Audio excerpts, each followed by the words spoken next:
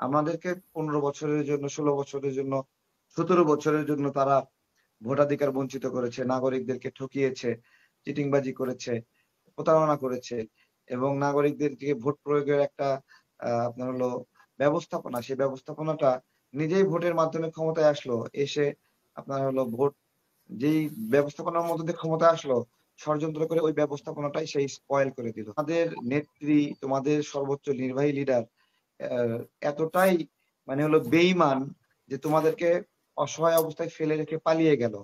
দেখেন, শেখ হাসিনা যদি পালিয়ে না গিয়ে আজকে যদি গ্রেপ্তার হতো, তাহলে তার জন্য মিছিল করা বৈধ হতো। শেখ হাসিনা তার দলকে এমন একটা সিচুয়েশনে ফেলে রেখে গেল, যেই সিচুয়েশনটা তার দলের কোনো একটা মিছিল মিটিং করাও বৈধ না।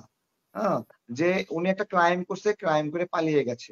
তারা একটা হত্যাকাণ্ড করেছে, ম্যাস মানে কিলিং করেছে, কিলিং করে পালিয়ে গেছে। হ্যাঁ, গোপালগঞ্জবাসীর পাশে আমাদের সবার দাঁড়ানো উচিত। কেন দাঁড়ানো উচিত? গোপালগঞ্জবাসী বলতেছে শেখ হাসিনাকে ফিরিয়ে আনতে হবে। শেখ হাসিনাকে কেউ কেউ কি পালা বের করে দিছে? শেখ হাসিনাকে গোপালগঞ্জবাসীর সাথে আমি সুর মিলাই বলতে চাই, তাদের দাবি পূরণ করা হোক। তাদের দাবি পূরণ করা হোক।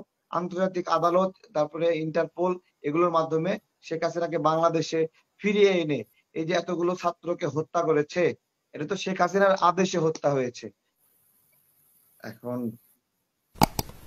বিষয় হলো মৃত্যুর মিছিল থামাতে পদত্যাগ করেছে। আমি আসলে আমরা এমন একটা মানুষের মানে শাসনে ছিলাম, শোষণে ছিলাম, যে তার নাগরিকদেরকে ভালোবাসতো না এবং প্রত্যেকটি জায়গায় আমি দেখেছি তার মনের মধ্যে একটা ক্রোশ, ঘৃণা, ক্রোধ নাগরিকদের প্রতি। এর আগেও দেখেছেন যে বিদ্যুৎ বন্ধ করে দিবে, এটা বন্ধ করে দিবে।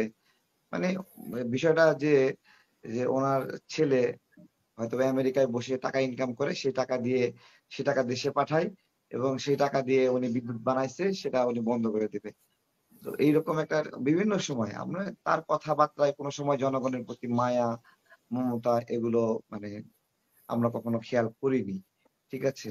এবং সে বলছে মৃত্যুর মিছিল থামাতে মানে সে পদত্যাগ করেছে।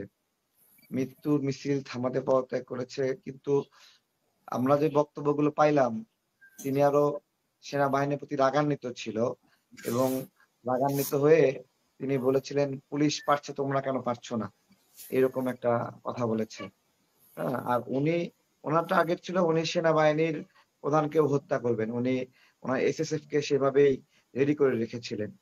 হ্যাঁ, ওই সময় যদি সেনাবাহিনী যদি তাকে ব্ল্যাকমেইল না করতো ওইভাবে, যে আমাকে মারলে সেনাবাহিনী আপনাকে হত্যা করবে, এইটুকু ব্ল্যাকমেইল করার কারণে কিন্তু সে মৃত্যুর মিছিল থামানোর জন্য না, বেসিক্যালি সে নিজের জীবনকে অনেক ভালোবাসে। সে কারণে আপনার হলো সে দেশ ছেড়ে চলে গেছে ভয়েতে। এবং সে এখন না, শুধু তার বাবা যখন খুন হয় সপরিবারে, তখনও বাবাকে দেখতে আসেনি, পরিবারকে দেখতে আসেনি, পরিবারের লাশগুলোকে দেখতে আসেনি। যখন জিয়াউর রহমান, শহীদ প্রেসিডেন্ট জিয়াউর রহমান তার জন্য একটা সেফ মানে গ্যারান্টি দিছে যে আপনি আসেন, দেশে আসেন, এখানে সব দল রাজনৈতিক সুযোগ পাবে, সেটা জামাত হোক, আপনি জামাতও পাবে, আপনিও পাবেন, বিষয়টা এরকম। এরকম গ্যারান্টি দেওয়ার পরে সে বাংলাদেশে আসে। ঠিক আছে? এর আগ পর্যন্ত সে আসেনি, তখন আওয়ামী লীগ নেতারা ক্ষমতায় ছিল, তখনও আসেনি। তো এই হলো তার মৃত্যুর মিছিলের মানে যে ব্যাখ্যা বললেন। আর এই মুহূর্তে আমি আপনাদেরকে বলি, আওয়ামী লীগ, বিএনপি এমন দুটো দল যাদেরকে আপনি যত নির্যাতন নিপীড়নই করেন, রাজনীতি থেকে অনেক বেশি দূরে রাখতে পারবেন না। তারা টুডে অর টুমরো এই রাজনীতিতে এসে অ্যাক্সেস নেবে এবং রাজনীতি করবে এবং রিকভার তারা যেভাবে হোক করবে। এটা মানে কেন করবে? এই দুটা দলই আপনার হলো বড় বড় ত্যাগের মধ্য দিয়ে দলগুলো প্রতিষ্ঠাতা যারা, সেটা শহীদ প্রেসিডেন্ট জিয়াউর রহমান অথবা শেখ মুজিবুর রহমান, যার কথাই বলেন, তারা তাদের যে স্যাক্রিফাইস, লাইফ স্যাক্রিফাইস, তার মধ্যে দিয়ে দলগুলো প্রতিষ্ঠা হয়েছে। ঠিক একইভাবে জামাত ইসলামের কথাও, জামাত ইসলাম তাদের অনেক কোরবানির মধ্য দিয়ে দল প্রতিষ্ঠা হয়েছে। সুতরাং যত ঝড় ঝাপটা যেটাই আসুক, এই দলগুলো ফাংশন করবে আবারও। ঠিক আছে? কিন্তু আমরা যারা নাগরিক, তারা কত দ্রুত ফাংশন করতে দেব, সেটা হলো একটা বিষয়। আমাদেরকে 15 বছরের জন্য, 16 বছরের জন্য, 17 বছরের জন্য তারা ভোটাধিকার বঞ্চিত করেছে, নাগরিকদেরকে ঠকিয়েছে, চিটিংবাজি করেছে, প্রতারণা করেছে এবং নাগরিকদেরকে ভোট প্রয়োগের একটা আপনার হলো ব্যবস্থাপনা, সেই ব্যবস্থাপনাটা নিজেই ভোটের মাধ্যমে ক্ষমতায় আসলো, এসে আপনার হলো ভোট যেই ব্যবস্থাপনার মধ্যে দিয়ে ক্ষমতায় আসলো, ষড়যন্ত্র করে ওই ব্যবস্থাপনাটাই সেই স্পয়েল করে দিল। ঠিক আছে? তো এগুলো নোংরা নোংরা কাজ শেখ হাসিনা করেছে। এর জন্য যদি কোনোই পানিশমেন্ট না হয়, যদি কোনোই পানিশমেন্ট না হয়, তাহলে পরবর্তীতে কেউ দায়িত্বে আসলে সেও বলবে যে শেখ হাসিনা পানিশমেন্ট পায়নি, কেন আমি পানিশমেন্ট পাবো আমি যদি সেম কাজটা করি। হ্যাঁ, এটার জন্য কোনোই মূল্য পরিশোধ করতে হবে না শেখ হাসিনাকে, এটা তো হইতে পারে না। সেই জন্য আমরা বা আমি আমার জায়গা থেকে আমার দলের পক্ষ থেকেও আমরা বলেছি যে আপনার হলো যেহেতু সে 15 বছরের জন্য নাগরিকদেরকে ভোট থেকে বঞ্চিত করেছে, তো তাকেও একটা টাইম পিরিয়ড পর্যন্ত তাকেও ভোট থেকে বঞ্চিত করে রাখা আপনার হলো নাগরিকদের হক, এই হকটা আদায় করা খুব জরুরি। যে ব্যক্তি হত্যা করে তাকে কিন্তু আপনার উনি হলো তো প্রস্তুতি নিচ্ছেন, ওনারা তো জোরে সোরে প্রস্তুতি নিচ্ছেন, ওনারা নির্বাচনে অংশগ্রহণ করবেন, ওনারা এটা এখন নিতে দলকে পারে, গোছাচ্ছেন, নিতে দল পারে, গুছাচ্ছে, নিতে জি নিতে দলকে পারে। এখন নাগরিকরা গোছানো হচ্ছে। হ্যাঁ, দল গোছাবে, সবকিছু করবে। কিন্তু ওই দল যারা করবে সে সকল নেতাকর্মীদেরকে বলি যে তোমাদের নেত্রী, তোমাদের সর্বোচ্চ নির্বাহী লিডার এতটাই মানে হলো বেইমান যে তোমাদেরকে অসহায় অবস্থায় ফেলে রেখে পালিয়ে গেল। দেখেন, শেখ হাসিনা যদি পালিয়ে না গিয়ে আজকে যদি গ্রেপ্তার হতো, তাহলে তার জন্য মিছিল করা বৈধ হতো। শেখ হাসিনা তার দলকে এমন একটা সিচুয়েশনে ফেলে রেখে গেল, যেই সিচুয়েশনটা তার দলের কোনো একটা মিছিল মিটিং করাও বৈধ না। হ্যাঁ, যে উনি একটা ক্রাইম করছে, ক্রাইম করে পালিয়ে গেছে, তারা একটা হত্যাকাণ্ড করেছে, ম্যাস মানে কিলিং করেছে, কিলিং করে পালিয়ে গেছে। এটা যদি শেখ হাসিনা যদি পালিয়ে না যেত, তাহলে তাকে কোর্টে নিত, কোর্টে নেওয়ার সময় মিছিল দিত, স্লোগান হতো, জয় বাংলা বলতো। এই কোনো কিছুর স্পেস শেখ হাসিনা রাখেনি। শেখ মুজিবুর রহমান বাকশাল কায়েমের মধ্য দিয়ে আওয়ামী লীগকে যেমন এক দফা হত্যা করেছিল, 21 বছর ক্ষমতার বাইরে ছিল, ঠিক একইভাবে শেখ হাসিনাও তার দলকে আরেক দফায় হত্যা করলো। এবং এই হত্যার মধ্য দিয়ে আওয়ামী লীগ আমার ধারণা মতে, ধরেন একটা জেনারেশনের যতক্ষণ স্মৃতি থাকে, ধরেন আমি কত বছর, আমার বয়স এখন 32 বছর, ধরেন আরো 20 বছর হলে 52 বছর। তো এরকম ভাবে একটা জেনারেশনের যে পরিমাণ স্মৃতি থাকে, তারা মারা যায়, বিরুদ্ধ হয়, সেই পর্যন্ত আমাদের জেনারেশন অন্তত শেখ হাসিনাকে কখনোই কবুল করবে না। ঠিক আছে, আমাদের চোখের সামনে মানুষকে হত্যা করলো, হত্যার আদেশ দিল, অথবা কিছু কিছু মানুষ আত্মসমর্পণ করেছে, বসেছিল, শুয়েছিল, সেই শুয়ে থাকা বসে থাকা অবস্থায় নাগরিকদেরকেও গুলি করে হত্যা করেছে। এই চোখে আমাদের চোখের সামনে মানে এই শোক হঠাৎ করে মুছে যাবে, তারা এসে রাজনীতি করবে, মানুষ ওয়েলকাম করবে, এতটা মনে হয় সহজ না। আওয়ামী লীগের একটা বড় অংশ শেখ হাসিনার এই বেইমান কার্যক্রমের কারণে তারা সেখান থেকে রাজনীতি থেকে দূরে সরে যাবে। যে এই কেমন নেতৃত্ব আমরা পেয়েছি, যারা মিনিমাম মোকাবেলা করার মতো ফিটনেস রাখে না। অর্থাৎ কর্মীরা মাঠ দখল করে সব লড়াই করে জিতবে, আর তারা এসে মজা করবে, এরকম একটা অবস্থা। সজীব ওয়াজেদ জয় বলছে সে কোথাও যায়নি, তার মা কোথাও যায়নি, তারা আছে, এরকম একটা কথা বলছে। এরকম কথা বলছে, অথচ তার মা ভারতে, তার খালা আরেক জায়গায়, তার বোন এক জায়গায়, তার খালাতো বোন এক জায়গায়, খালাতো ভাই এক জায়গায়, তারা কেউই বাংলাদেশে বসবাসই করে না। এইরকম একটা পরিবার, যারা বাংলাদেশের সাথে কোনো সম্পৃক্ততা নাই, শুধুমাত্র অর্থনৈতিকভাবে লাভবান হওয়ার উদ্দেশ্যে পরিবারের একজনকে রেখে তাকে দিয়ে ইনকাম করাবে, শাসন করাবে, শোষণ করাবে, আর বলবে আমরা আছি, আমরা হারায় যায় নাই, এরকম একটা। তা এরা হারায় যায় না, তা আসুক না। গোপালগঞ্জবাসীর পাশে আমাদের থাকা উচিত। হ্যাঁ, গোপালগঞ্জবাসীর পাশে আমাদের সবার দাঁড়ানো উচিত। কেন দাঁড়ানো উচিত? গোপালগঞ্জবাসী বলতেছে শেখ হাসিনাকে ফিরিয়ে আনতে হবে। শেখ হাসিনাকে কেউ কেউ কি পালা বের করে দিছে? শেখ হাসিনাকে গোপালগঞ্জবাসীর সাথে আমি সুর মিলাই বলতে চাই, তাদের দাবি পূরণ করা হোক, তাদের দাবি পূরণ করা হোক। আন্তর্জাতিক আদালত, তারপরে ইন্টারপোল, এগুলোর মাধ্যমে শেখ হাসিনাকে বাংলাদেশে ফিরিয়ে এনে, এই যে এতগুলো ছাত্রকে হত্যা করেছে, এটা তো শেখ হাসিনার আদেশে হত্যা হয়েছে, তার নির্বাহী আদেশে, তার নির্বাহী কমান্ড, তার ইচ্ছায় তারা ফায়ার করেছে।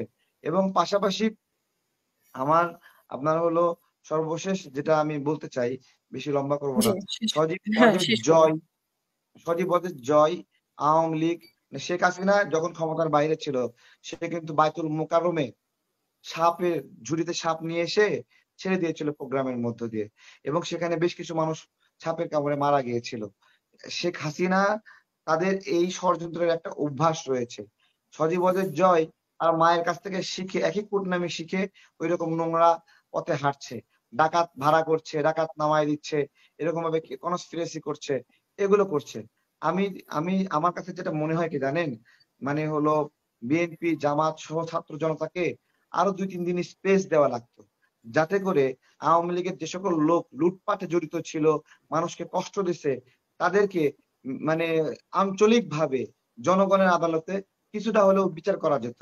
অনেকেই এই যে আওয়ামী লীগের উপরে হামলার জন্য মানে ইয়ে করতেছে, দুঃখ করতেছে, আওয়ামী লীগের বিভিন্ন সম্পদ দখল করার কারণে দুঃখ করতেছে। এই সম্পদগুলো নাগরিকের সম্পদ, এই সম্পদগুলো কারো না কারো কাছ থেকে দখল করা সম্পদ। যেই সম্পদটা দখল করেছে সেই সম্পদটা নাগরিকরা পুনরুদ্ধার করবে না আওয়ামী লীগের পতনে? সেই পতনের জন্য পুনরুদ্ধার করতে গিয়ে আওয়ামী লীগ যদি বাধা দেয়, তার সঙ্গে একটা লড়াই হবে না? সুতরাং এই লড়াইগুলো ফি অফ রিভলিউশন, আমি এটাকে ফি অফ রিভলিউশন বলতে চাই। এবং এখানে সনাতন ধর্মের অনেক মানুষ মিছিল করছে, আমি সেই উদ্দেশ্যেও একটা বার্তা দিতে চাই। সনাতন ধর্মের ভাইয়েরা নিরাপত্তার জন্য মিছিল করতেই পারে, সবারই মিছিল করার অধিকার আছে। এবং আমি মনে করি এই কথা বলার, মিছিল করার অধিকারটা যেন ডক্টর ইউনূস বন্ধ না করে। আমি ডক্টর ইউনূসেরও সমালোচনা করার অধিকার চাই, যে আমরা তারও সমালোচনা করব, মানে সেও যদি ভুল করে তারও সমালোচনা করব। এই সমালোচনার জায়গাটা কখনো বন্ধ না হোক। এবং সনাতন ধর্মের ভাইদেরকে একটা প্রশ্ন আমি আজকে জিজ্ঞাসা করতে চাই, যে সেই প্রশ্নটা হলো যে কোন সনাতন ধর্ম ভাই যদি আওয়ামী লীগ হয়, ভালো করে শোনেন, কোন সনাতন ধর্মের ভাই যদি আওয়ামী লীগ হয় এবং সে আওয়ামী লীগ করে যদি নাগরিকের উপর নিপীড়ন করে, দেখেন আওয়ামী লীগের হয়ে যদি নাগরিকদের উপর নিপীড়ন করে, নাগরিকদেরকে হত্যা করে, নাগরিকদের জায়গা জমি দখল করে, ভাঙচুর করে, তাহলে ওই আওয়ামী লীগ নেতার মানে হলো সম্পদ নাগরিকরা যদি আবার রিভার্স দখল করে, এটা কি ইল্লিগাল হবে কিনা? আমার কথা বোঝেন কিন্তু।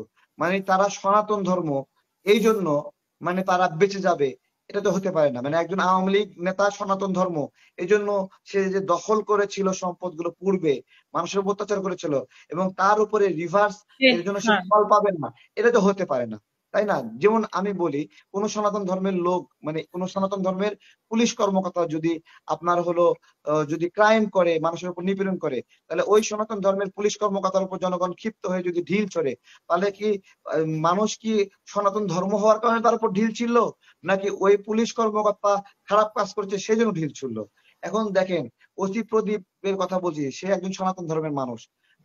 এমন একটা অবস্থা যে ওসি প্রদীপ সনাতন ধর্ম, এই জন্য তার এতগুলো অপরাধের পরেও তাকে ফাঁসি দেওয়া যাবে না, ঠিক আছে?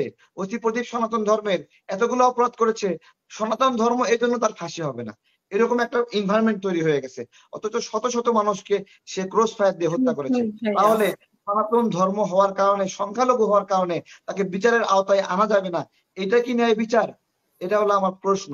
সনাতন ধর্মের ভাইয়েরা বলবো, যেই বাংলাদেশে যে রিভলিউশনটা হলো, এই রিভলিউশন হওয়ার কারণে আওয়ামী লীগের যে নেতা কর্মীরা যে মানে হলো আক্রান্ত হলো, এই আক্রান্তটা তাদের প্রাপ্ত, এবং সে মুসলিম হলেও তার জন্য প্রাপ্ত, সে হিন্দু হলে তার জন্য প্রাপ্ত ছিল, এবং এর জন্য মায়া কান্না করে লাভ নাই। এবং আওয়ামী লীগ যে এই হাম্পি দাম্পি করতেছে, তাদের যে শক্তিটুকু অবশিষ্ট আছে, আমি মনে করি আরো 2-3 দিন অ্যাক্সেস থাকা উচিত তাদের অবশিষ্ট শক্তি লঘু করার জন্য। এই শক্তি লঘু না করার ফলেই তারা আজকে রামদা নিয়ে বের হয়ে মানে হুমকি দিচ্ছে, এখানে হুমকি দিচ্ছে।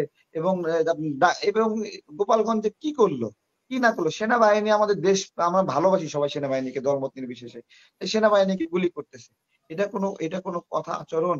এদেরকে আপনারা যদি ছাড় দেন, তাহলে একটা সন্ত্রাসী, খুনি, ধর্ষক গোষ্ঠী, কমিউনিটি, তাদেরকে আমরা ছাড় দিলাম।